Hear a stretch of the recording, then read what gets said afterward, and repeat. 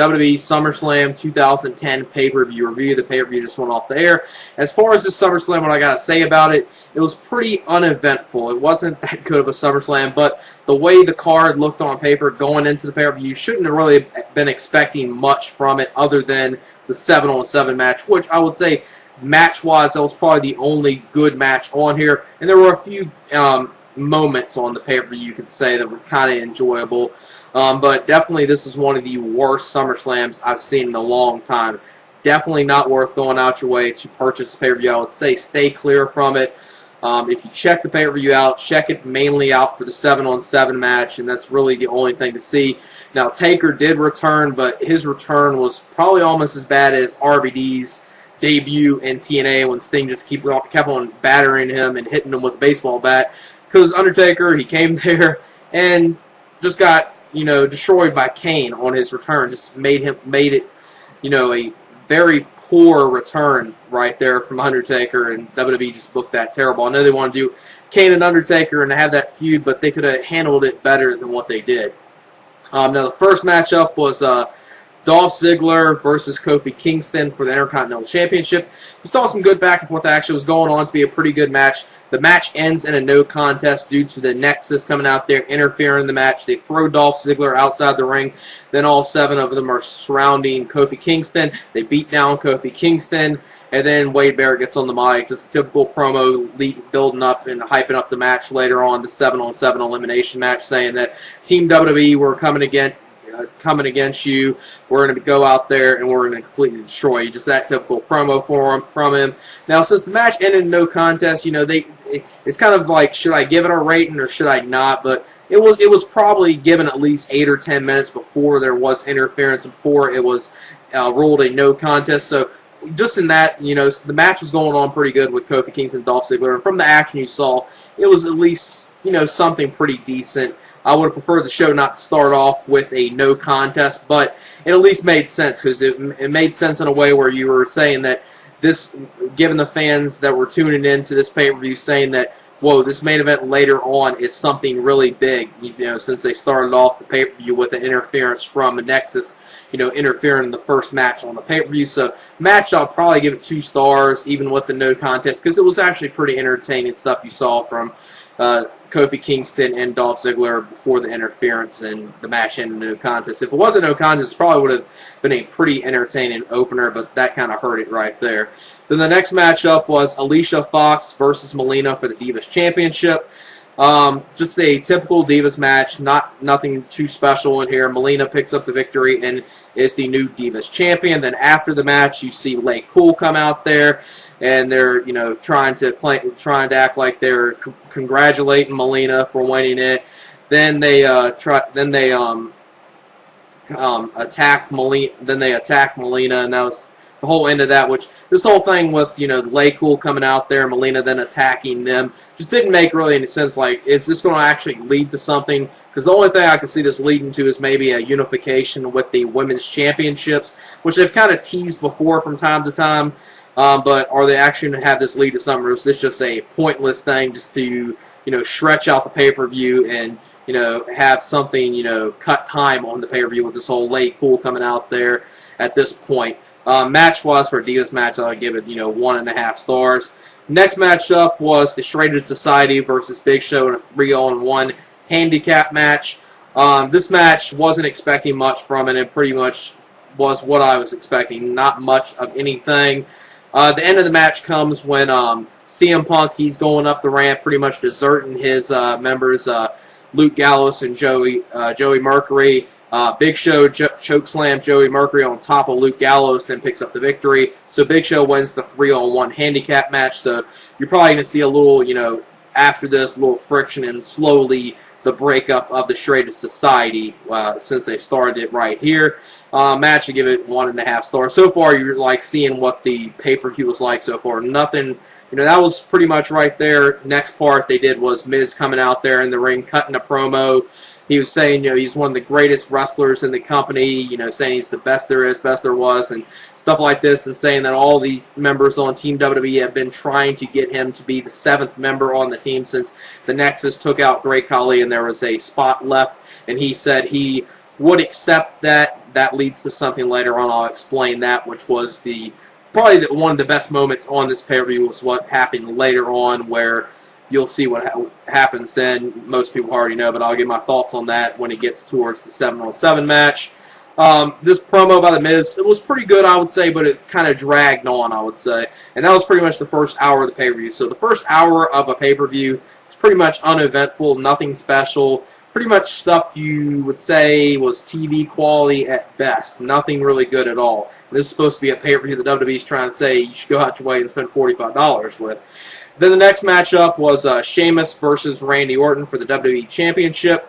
Pretty decent match. You know, you saw good back and forth action. The ending of this match just kind of hurt and killed it for me. The match ends in disqualification. So the first hour of this pay-per-view was uneventful. You already had a match end in no contest. You had a Divas match that wasn't much of anything, and the Handicap match was nothing anyone was looking forward to. Then you have the first of your major title matches, your heavyweight title matches. You have the match end in disqualification, which I guess in some ways it made sense in some ways, because obviously I guess they didn't want Orton to take the fall on the match and Sheamus retained that way, and he wouldn't have to take the pinfall. Maybe that's what they wanted to do, and have Orton just win the title at another pay-per-view instead of SummerSlam, which I kind of wish he would have won at this pay-per-view, because he's so over with the crowd. I think it would have been a perfect moment for him to win on this pay-per-view. I mean, before the match ends in disqualification, we were seeing some pretty decent stuff. It kind of dragged on, was really picking up at the end of the match. I really liked one spot towards the end, which was basically the end of the match, where Sheamus, he was going for his Irish cross. Randy Orton got out of it, went for the RKO. Sheamus reverses it and hits his bicycle kick. That was just a great spot right there. And that would have been something I would have been okay if that was the finish of the match. Then Sheamus goes outside the ring, gets a chair, brings it in the ring. The ref tries to grab it from him. Then he throws the ref outside the ring. So then the ref rings the bell, saying the match ends in disqualification. So Randy Orton wins the match, but Sheamus retains the title since it ended in disqualification. For what it was, I would probably give it 2 1/4 stars, because you saw some good stuff in it. It was starting to pick up at the end, but the ending of a disqualification, you know, this is the second time these two have been in a title match this year. They did the same thing at the Royal Rumble, I think, where the match ended in disqualification with the match with Randy Orton versus Sheamus. So I guess they're going to have another match at the Night of Champions or something. I guess we'll have to wait and see where that goes. Then after the match, Randy Orton pretty much completely snapped. They went outside the ring, brawled a little bit. Then Randy Orton hit the RKO on the announce table, and that was the end of that segment right there. Then went to the next match, which was Rey Mysterio versus Kane for the World Heavyweight Championship. And this match, it started off pretty slow, then it started picking up. Towards the end of it, you saw some good stuff, really good stuff from Mysterio in here, some good counters and reversals. It was, you know, pretty decent match. Nothing too special, not a great match, but overall, you know, a watchable, you know, somewhat, you know, decent match right here with Kane versus Rey Mysterio. Kane retains the championship after a chokeslam to Rey Mysterio. For what it was, I would give it probably 2 1/2 stars, and that might be a little too generous to it, but it was pretty decent for what it was. You saw some good stuff in it. And then at the end of the match, obviously you knew what was going to happen. The Undertaker's return. At one point, Kane was trying to put Rey Mysterio in the casket that was at the ringside, and he lifted open. You didn't see Undertaker that time. Then he opened it again. Undertaker popped out, and then he kind of went after Rey Mysterio, not went after him, but said, "Rey Mysterio, why'd you do it to me?" Then he turned around to Kane, and then you saw them kind of, you know, stare at each other. Then they brawled a little bit. Then this was the worst part. This is like the one way how you would not book a return. Undertaker gets tombstoned by Kane. Now, sure, this is going to be able to, you know, lead to a Kane versus Undertaker feud for the title, but this is not a way for someone to return at one of your major pay-per-views where he pretty much looks like a complete jobber. Kane, you know, hits a tombstone, and Undertaker didn't really have much offense of anything. You know, a few punches, and that was basically it, and then he hits the tombstone. Very terrible way to book a return, and like I said earlier, it was probably like as bad as the other return, or not return, but debut of RVD in TNA. That's kind of what this return seemed like. It was that bad of a return. It's just not a way you should book a return. It's just terrible right there. Now, we're going to see Undertaker and Kane in a feud. We've seen it millions of times before. It's not going to be, god-awful, but it's something like, WWE, couldn't you try to at least do something original instead of relying on a feud we've already seen millions and millions of times, and we already know the way it's going to go. Undertaker is going to, get his revenge on Kane, get the championship, and that's the way it's going to go. Maybe at the next pay-per-view, Undertaker will get the title and defeat Kane at the September pay-per-view, which is Night of Champions. Then the next matchup was the main event. This was the Nexus versus Team WWE. The Nexus consisting of Wade Barrett, Skip Sheffield, Justin Gabriel, David Otunga, Darren Young, Michael Tarver, and Heath Slater. And Team WWE was consisted of John Cena, Bret Hart, Chris Jericho, Edge, John Morrison, R-Truth. And the seventh member, earlier it was The Miz accepting it and saying he was going to be the seventh person. And then when he came out there, John Cena said, no, Miz, we already had a seventh member. You cannot just come out here and accept on the night of the of this pay-per-view and say you're the seventh member. We already have someone. And then Cena said our seventh member and our mystery partner for our team is Daniel Bryan. Huge pop right here from the crowd. This was a mark-out moment right here, seeing Bryan Danielson, a.k.a. Daniel Bryan, back in WWE. So obviously with this, Daniel Bryan is back with WWE. It's going to be interesting to see. I know he's got a few indie dates coming up, and he's, advertised for those. Is he going to still work those, or is he going to just completely cancel that? Which, if, in his case, obviously he would choose WWE over that any day. And great to see him back in WWE. This is something I think some people were maybe expecting for this pay-per-view, or expecting at least soon. Most people were expecting, Daniel Bryan, Bryan Danielson to return to WWE soon, but on here it was kind of up in there. I said in, the preview and my thoughts on this event going into it that I thought there might have been a small chance of him returning, but I didn't really expect it too much. It was great to see him come out here. That was one of the best moments of this pay-per-view right there, seeing Bryan Danielson come out there. And not only that, Bryan Danielson main eventing, even though it's a 7-on-7 match, it's not a 1-on-1 match, but still, nonetheless, main eventing a WWE pay-per-view. And the way the eliminations went in this match, the first elimination was Darren Young got eliminated by Daniel Bryan. He tapped out. Then Morrison eliminated Michael Tarver. Then Morrison got eliminated by Skip Sheffield. R-Truth got eliminated by Sheffield there. So Sheffield with 2 back-to-back eliminations right there. Bret Hart is in the ring. You see him and Skip Sheffield going at it. And then then a steel chair gets in the ring. Bret Hart grabs that, hits Skip Sheffield with it, and gets himself disqualified. So Bret Hart gets himself disqualified, which makes sense in this match. You put him in this type of match. You knew he wasn't going to, take any bumps in here, and this was the perfect way to get him out of the match, get himself disqualified. Then Skip Sheffield got eliminated by Edge. Then Otunga got eliminated by Chris Jericho. Then Jericho at this point got eliminated by not Sheffield or anything, but he got eliminated by Heath Slater. And this was kind of like one of the first things. WWE did a pretty decent job, even though you knew it wasn't going to happen. They did a good job of kind of teasing it. Cena might have turned because he inadvertently cost Jericho to get eliminated by Slater here. Then you saw Edge and Cena kind of arguing it back in the ring. Then Edge was the legal man at that point. Then Slater eliminated him. So Cena right there kind of accidentally eliminated, but inadvertently made the eliminations happen with Jericho and Edge getting eliminated.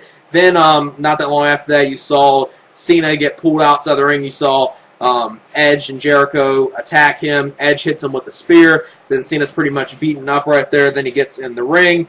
Then the Slater gets eliminated by Bryan Danielson, Daniel Bryan.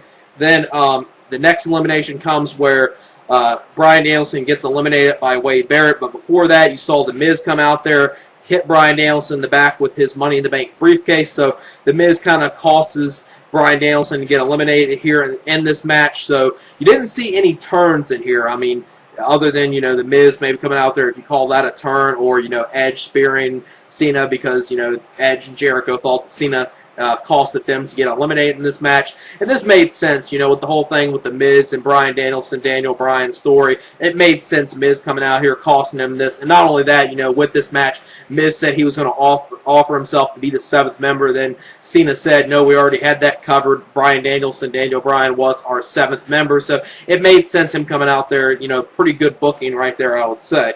So then that left us. Then Gabriel got eliminated by Cena. Then after that, you saw Wade Barrett and Cena go at it for just a few seconds.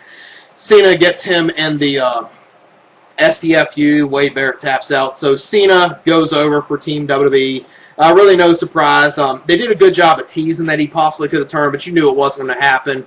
Overall, I'll give the match 3.5 stars. Pretty good for a 7-on-7 elimination match. Some good stuff in there. Great to see the moment of Bryan Danielson, Daniel Bryan coming out there. You know, he got the first elimination in this match, main eventing a WWE pay-per-view, main eventing SummerSlam. Even though 7-on-7, still he was in the main event. And the only thing with this is, like, Cena, you know, overcoming the odds again, you know, able to, you know, 2-on-1, you know, Gabriel and Wade Barrett, eliminate both of them. It kind of makes, what is Nexus going to do next? What are they going to do with it? I mean, because you can't go the route of, you know, if Cena would have lost and Nexus would have won, you could have went the route, you know, the team was, you know, completely turning on themselves. You know, Miz came out there, Jericho and Edge weren't coexisting because of, you know, they thought Cena eliminated him. So what are they going to go with this? Is this whole Nexus thing over with or what? I guess we'll have to wait and see what's going to happen on Monday Night Raw. But overall, this pay-per-view, I would say this is one of WWE's worst SummerSlams I've seen in a long time. Definitely a very weak pay-per-view, but going into it, what the card looked like, you shouldn't expect it much. So overall, I would give this pay-per-view probably about a 5 out of 10, maybe a 5.5. I know that might be a little generous considering that other than the main event, everything else was pretty bad for the first 2 hours of this pay-per-view. But the main event, I would say, was what this pay-per-view is supposed to mean, what was the selling point of this pay-per-view, and I would say that somewhat delivered, but the rest of the pay-per-view completely hurt the quality of the pay-per-view overall. So like I said, I give it about 5, maybe a 5.5 out of 10. This pay-per-view, I would say, don't order this pay-per-view. Don't go out your way to purchase the replay or anything. If you check out for the main event, and that's basically it. And the main event, I would say, had some pretty good booking. Just the ending, just, you know, Cena overcoming the odds again, even though I'm not, you know, someone that hates Cena, but even I would say it's kind of, you know, that's tiresome seeing that, you know, Cena overcoming the odds yet again. And what's this going to do with the whole Nexus thing? Where are they going to go next? But like I said, we'll have to wait and see where it's going to lead to tomorrow night on Monday Night Raw. And like I said, not that good of a SummerSlam. Pretty lackluster pay-per-view from WWE, especially a pay-per-view that's supposed to be their WrestleMania of the summer. You know, WrestleMania this year was good. SummerSlam, this was probably one of the worst SummerSlams I've seen in a long, long time. So that's it for my WWE SummerSlam 2010 pay-per-view review. Peace. WWE SummerSlam 2010 pay-per-view review. The pay-per-view just went off the air. As far as this SummerSlam, what I got to say about it, it was pretty uneventful. It wasn't that good of a SummerSlam, but the way the card looked on paper going into the pay-per-view, you shouldn't have really been expecting much from it other than the 7-on-7 match, which I would say match-wise, that was probably the only good match on the ring. Then all 7 of them are surrounding Kofi Kingston. They beat down Kofi Kingston. And then Wade Barrett gets on the mic, just a typical promo building up and hyping up the match later on, the 7-on-7 elimination match, saying that Team WWE, we're coming against you. We're going to go out there and we're going to completely destroy you. Just that tip on here. And there were a few moments on the pay-per-view you could say that were kind of enjoyable. But definitely this is one of the worst SummerSlams I've seen in a long time. Definitely not worth going out your way to purchase the pay-per-view. I would say stay clear from it. If you check the pay-per-view out, check it mainly out for the 7-on-7 match, and that's really the only thing to see. Now, Taker did return, but his return was probably almost as bad as RVD's debut in TNA when Sting just kept on battering him and hitting him with a baseball bat. Because Undertaker, he came there and just got, you know, destroyed by Kane on his return. Just made it, you know, a very poor return right there from Undertaker, and WWE just booked that terrible. I know they want to do Kane and Undertaker and have that feud, but they could have handled it better than what they did. Now, the first matchup was Dolph Ziggler versus Kofi Kingston for the Intercontinental Championship. We saw some good back and forth action. It was going on to be a pretty good match. The match ends in a no contest due to the Nexus coming out there, interfering in the match. They throw Dolph Ziggler outside